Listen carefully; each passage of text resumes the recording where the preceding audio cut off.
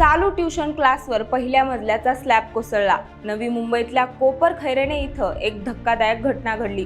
तिथं विद्याभवन सोसायटीत तळमजल्यावर घरगुती शिकवणी वर्ग सुरू होता।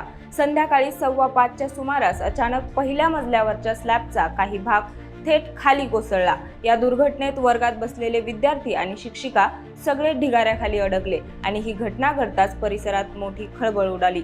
स्थानिक नागरिकांनी तातडीनं पोलीस आणि अग्निशमन दलाला माहिती दिली।